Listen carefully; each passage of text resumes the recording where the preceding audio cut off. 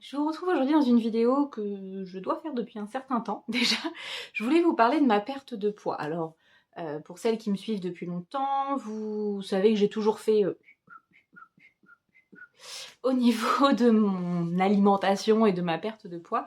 Depuis quelques temps, j'ai repris un réel rééquilibrage alimentaire, vraiment quelque chose d'assez conséquent, sans me priver complètement, mais avec pour objectif de perdre environ entre 10 et 15 kilos, pas dans le mois, mais pas dans 2 ans, puisque j'ai quand même pour d'autres raisons, il faut que je perde du poids relativement rapidement. Bref, ça, c'est une autre histoire.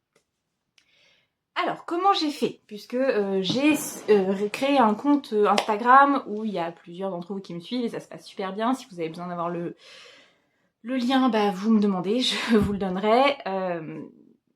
L'idée, c'est de partager, d'échanger un petit peu à ce niveau-là.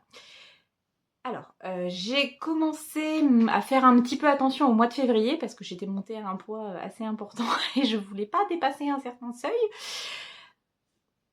Et puis est arrivé le fait que je devais perdre du poids plus rapidement, donc je suis allée voir une diététicienne dans ma région. Je voulais prendre rendez-vous avec une nutritionniste, mais il n'y avait pas de rendez-vous tout de suite, et comme je suis quelqu'un de très très impatiente, je suis allée voir une diététicienne, donc fin mars, qui m'a donné des petits conseils, qui m'a donné un protocole à suivre, un truc un petit peu cadré.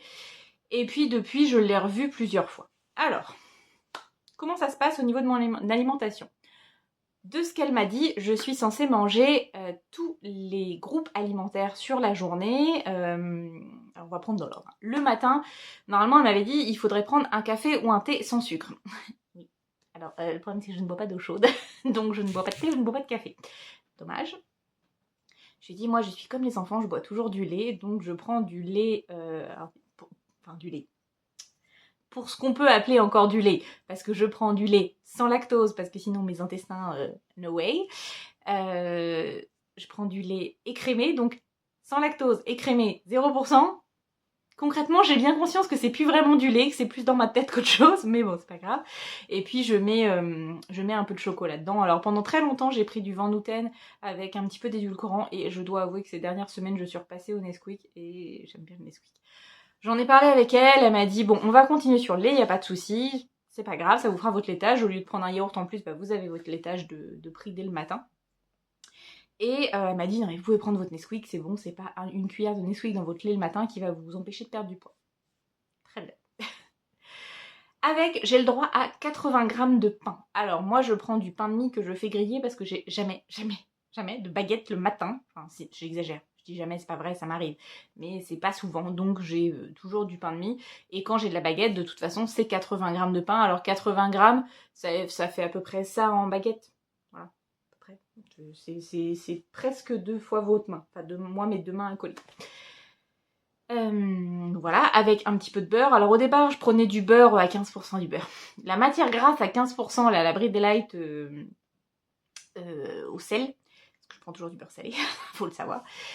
Et puis finalement, je suis revenue à un beurre classique, allégé un petit peu, mais ça reste... il est là, il est juste devant moi. Voilà, je prends ça, en l'occurrence, à 40% du demi-sel, parce que je prends toujours salé. Et puis ça m'arrive des fois de prendre du vrai beurre, et puis c'est tout, j'en mets pas 3 tonnes, je racle relativement bien sur ma tartine, et c'est très bien comme ça. Donc ça, c'est pour mon petit-déj. Dans l'idéal, elle m'a dit que je devrais prendre un fruit à 10h, sauf que je ne prends jamais le temps de faire une pause manger à 10h, même si je la pose au boulot, je ne vais pas aller manger quelque chose, donc tant pis, celui-là il passe à la trappe. Donc déjà ça elle m'a dit c'est moyen, mais bon, c'est comme ça, c'est dans mes habitudes de vie, ça j'arrive pas à le changer. Le midi, j'ai le droit à 100 à 120 grammes de viande maigre, ou 2 œufs, ou 2 tranches de jambon.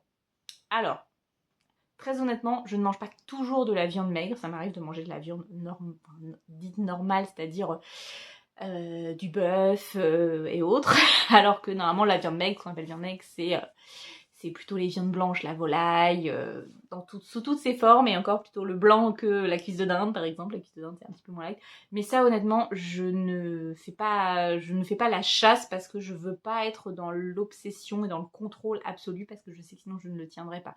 En fait je dois faire un rééquilibrage dans le sens où je dois réapprendre à manger autrement et pas faire un régime. Si je fais un régime, c'est mort. Certes, je vais peut-être réussir à perdre mes 10 kilos que je veux perdre, mais je sais que je vais les reprendre, je l'ai déjà fait. Enfin, je l'ai fait un nombre incalculable de fois. Faudrait que je vous mette en lien, j'avais fait une vidéo où j'avais parlé de mon poids il y a déjà quelques ans, dans un hacker ouvert. Donc voilà, 100 à 120 grammes de viande. Je prends à peu près toute viande, je mange beaucoup d'œufs, alors c'est pas forcément bien, mais j'ai la chance de pas avoir de cholestérol, donc pas tout avoir hein, comme problème, j'ai pas de cholestérol, donc ça c'est plutôt pas mal. Et puis du jambon, souvent le midi au boulot c'est du jambon aussi. Bref, avec j'ai le droit, alors au départ j'avais le droit à 150 grammes de féculents et minimum 150 grammes de légumes. Clairement, je lui ai dit non mais c'est trop. Alors autant les 150 grammes minimum de légumes, ça j'ai continué, je m'y tiens, mais les féculents, je suis redescendue, je suis plutôt entre 100 et 120 grammes de féculents parce que sinon voilà quoi, je n'en peux plus. Donc ça se passe comme ça se passe plutôt bien le midi. Dans l'ensemble, ouais, j'arrive bien à suivre le midi, notamment quand je suis au boulot. Le week-end, c'est un peu plus compliqué parce que on a tendance à déjeuner tard avec chéri et du coup à ne pas manger le midi, donc ça c'est pas bien. J'essaye de travailler là-dessus parce que sauter un repas, c'est vraiment pas bon. En tout cas, pour moi, c'est pas bon. J'ai le droit ensuite à un laitage et un fruit ou une compote sans sucre. Donc moi, ce sera très souvent des compotes sans sucre parce que j'ai rarement des fruits à la maison frais parce que sinon je les oublie, ils s'abîment. Mais donc voilà. Là, j'ai des bananes qu'il faut que je jette d'ailleurs. Non, je les ai déjà jetées. Bref, t'en fiche. En yaourt, alors j'ai le droit à un yaourt qui doit être équivalent à moins de 100 kcal. Depuis quelques temps, je suis tombée sur les câlins. Alors je sais plus quelle marque c'est, je sais plus si c'est Danone ou Nestlé, bref. Voilà. Les câlins 0%. Et je les trouve mais super bons. Alors j'ai jamais goûté encore les câlins classiques, faudrait que je regarde pour savoir ils rentrent dans ma case ou pas. Mais je les trouve vraiment super bons, donc je me dis après tout pourquoi pas, hein, tant pis, c'est du 0%, mais je les trouve vraiment très bons. Je mets 2 petits sachets de sucre à rose, donc le sucre naturel, mais enfin qui n'est pas du vrai sucre, pour sucrer tout ça. Je pense ma diététicienne me dirait non mais il faut prendre du sucre normal, mais non. Et sans sucre c'est pas... non plus. Et puis les compotes, je prends des compotes sans sucre. Souvent, je prends la marque Leclerc ou la marque Auchan ou peu importe. Ça m'arrive de prendre du Charles et Alice. Elles sont très bonnes aussi quand je veux changer un peu parce que sinon c'est souvent pomme ou poire. Là, ça me permet la pomme banane. Elle est très très bonne d'ailleurs de chez Charles et Alice. Bref. Si vous passez par là, Charles et Alice, je veux bien un petit partenariat mais pour des compotes. Il n'y a pas de problème. Je suis à fond sur les compotes. Voilà. Ensuite, normalement, j'ai le droit à un petit goûter à 4 heures. Je peux soit prendre un fruit, soit prendre 30 grammes de fromage avec 40 grammes de pain. Ouais, c'est ça. Et le soir, j'ai le droit à peu près la même chose que le midi, sachant qu'elle m'a dit que j'avais le droit à du fromage le soir 3 fois la semaine. Voilà, parce qu'elle sait que c'est mon petit péché mignon et que... Donc j'essaye de pas trop abuser du fromage. Et si par exemple j'ai mis un petit peu de gruyère sur un truc à gratiner, je prends pas de fromage. Je le compte comme un jour où j'ai mangé du fromage. Dans l'ensemble, ça se passe plutôt bien. Après, là, pour être tout à fait honnête, j'ai annulé le dernier rendez-vous que j'ai pris avec elle. J'avais pris rendez-vous normalement début juillet. Et en fait, j'ai réussi à avoir un rendez-vous avec une nutritionniste. Donc, je vais passer chez la nutritionniste parce que... en fait, ma diététicienne, elle est gentille, il n'y a pas de souci, elle m'a donné des bons conseils au début. Mais là, maintenant, je lui demande des petites astuces en plus, elle n'a pas grand-chose d'autre à m'apporter. Je lui dis, voilà, il y a les restaurants qui réouvrent et je sais très bien qu'on va reprendre un petit peu une vie sociale un peu plus épanouie. Donc, on va avoir les repas de famille, les repas entre amis, les restos, les machins et trucs. Comment je fais? Et je sais très bien que si je vais chez quelqu'un ou si je vais au resto, je vais pas me priver. Je vais manger sans me goinfrer, mais je vais manger normalement. Moi, ce que j'attends comme conseil, c'est comment je peux anticiper et comment je peux faire après pour juguler sur la semaine. Parce que clairement, je sais que je vais pas aller au restaurant pour bouffer une salade avec juste un bout de jambon et de salade. Enfin, je le sais. Si je vais au restaurant, je vais manger. Je vais au restaurant jeudi soir. Je vais essayer de faire un truc un peu light dans le sens resto. Parce qu'on y a été la semaine dernière. Mais... sinon je vais manger normalement et si j'ai envie d'un dessert, je mangerai un dessert. Mais voilà, je voudrais arriver à ce qu'on m'explique comment compenser les journées un peu de craquage. Craquage dans le sens se faire plaisir, pas craquage où j'ai été faire une grosse crise alimentaire ou pas bien où j'ai été grignotée. En parlant de grignotage, puisque c'était un de mes gros soucis, si vous avez vu, j'avais déjà parlé de ça dans une vidéo, je dois avouer que depuis que j'ai repris en main tout ça et que je fais un rééquilibrage, je n'ai plus de crise d'hyperphagie, boulimie, où je vais manger tout et n'importe quoi. Je dis pas que j'en ai pas envie, ce serait mentir que j'ai jamais envie de manger. Là par exemple cet après-midi j'ai envie d'un petit truc, de manger un petit truc, n'importe quoi. Et non, je le fais pas. Du coup je bois de l'eau à la place. je bois beaucoup. Donc je vais beaucoup faire pipi aussi, mais voilà, pas grave. Et j'avoue que ça s'améliore. Vraiment, j'ai nettement baissé le nombre de fois où j'ai des envies de manger et je canalise beaucoup plus les choses. J'ai énormément modifié ma façon de manger au niveau légumes. Je suis pas une grande cuisinière de légumes. J'en mange beaucoup plus. Avant, en gros, je mangeais des champignons et ça s'arrêtait là. Là, je fais régulièrement des champignons parce que j'aime toujours ça. Je me fais de la ratatouille maison. Je fais des tartes de légumes. Qu'est-ce que j'ai fait d'autre qui n'était pas mauvais? Je mange des épinards. J'ai découvert les épinards, mais je me suis découvert une passion épinards, ce qui n'était pas le cas avant. Vraiment, c'est devenu quelque chose que je mange très régulièrement. Alors, je les prends en surgelé, hein, j'avoue. Voilà, mais ça. Je mange beaucoup d'aubergines. Qu'est-ce que je mange aussi? Beaucoup. J'ai plus d'exemples en tête, mais voilà. Par exemple, ce soir, ça va être du saumon avec un petit peu de pommes de terre et je pense que je vais faire un petit peu de courgettes avec. Voilà, parce qu'il m'en reste, il faut que je les fasse. Et y a rien à faire, il y a des choses que j'aime toujours pas. Les brocolis, c'est toujours très compliqué.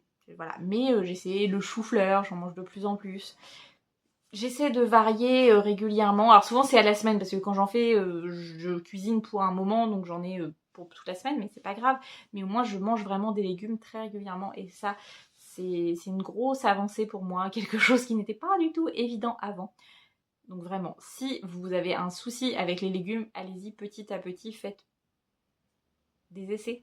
Par exemple là j'avais essayé une poêlée asiatique que j'avais eue chez Lidl. Eh ben, je l'ai pas trouvé ouf. Bon, je vais finir le paquet, hein, je vais pas le jeter, mais pas ouf du tout. Par contre, la poêlée champignons forestière de chez Lidl, ça, j'aime beaucoup. Celle de chez Leclerc, elle est très bien aussi. Je mange de plus en plus ce qu'on appelle du tian de légumes, donc ça, c'est très bon aussi.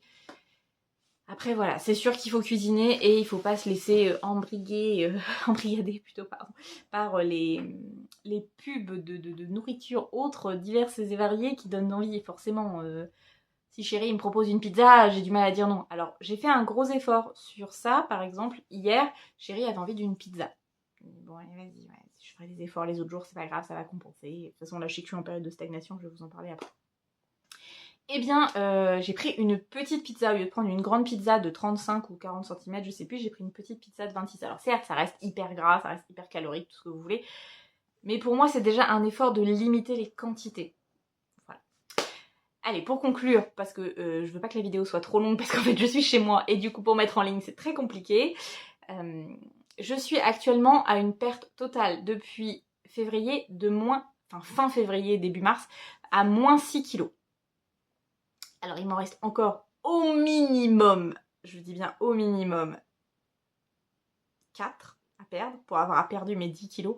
Mais j'avoue que j'aimerais bien encore, voilà, si je veux être honnête avec moi-même, il faudrait que j'en perde encore 10. 10 déjà, je serais très contente. Il en faudra encore 10 après, mais bon, une chose à la fois, soyons cohérentes et conscientes de nos limites, hein, voilà. Là, je stagne. Je sais pourquoi. À côté de tout ça, j'ai d'autres choses à gérer. Il y a eu le boulot, etc.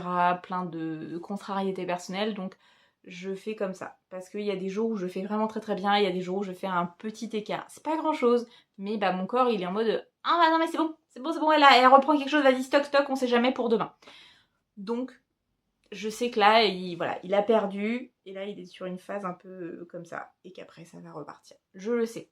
J'ai bien conscience qu'il faut pas que je lâche. C'est maintenant qu'il faut que je tienne. Les fois où j'avais repris un rééquilibrage, où j'avais fait un peu attention, ce qui a foutu tout en l'air, c'est qu'au moment où je stagne, eh ben, je me décourage, je me dis ah, ça me saoule, et du coup je remange n'importe quoi. Là, il faut que je reste ferme sur ma décision et on continue comme ça. Je me suis mis à faire un petit peu de sport. Alors je fais du yoga avec une copine, mais je fais aussi quelques exercices en plus. Mais pour d'autres raisons, je veux pas faire trop de sport parce qu'il faut que je baisse mon IMC et pas uniquement redessiner ma silhouette. Après, je vais pas vous mentir, hein, quand une collègue hier m'a dit t'as vachement perdu, bah forcément ça fait plaisir, même si j'ai perdu que 6 kilos, bah oui ça peut commencer à se voir un petit peu et j'espère que si j'ai continué à perdre sur ce rythme-là, qu'à la rentrée mes collègues ils feront waouh. Même mes élèves, ça me ferait plaisir d'avoir certains élèves qui me disent waouh madame vous avez perdu du poids. Bref. Parce qu'on m'avait déjà fait l'inverse, hein, madame vous êtes pas enceinte. Non je suis pas enceinte, j'ai juste grossi. Ça, c'était il y a 2 ans. Des élèves me disent, bah oui, madame, vous avez pris, enfin, en plus, elle l'avait dit toute gentiment, bah oui, madame, mais vous avez pris un petit peu Elle savait pas trop comment me le dire. Je fais, ah non, non, j'ai juste grossi après les fêtes, j'ai pas, je suis pas enceinte. C'était drôle. C'était mignon et ça m'a, voilà, il y a pas de souci, j'ai pas de souci avec ça avec mes élèves, je rigole beaucoup de ce genre de choses avec eux, il n'y a pas de problème. Bref.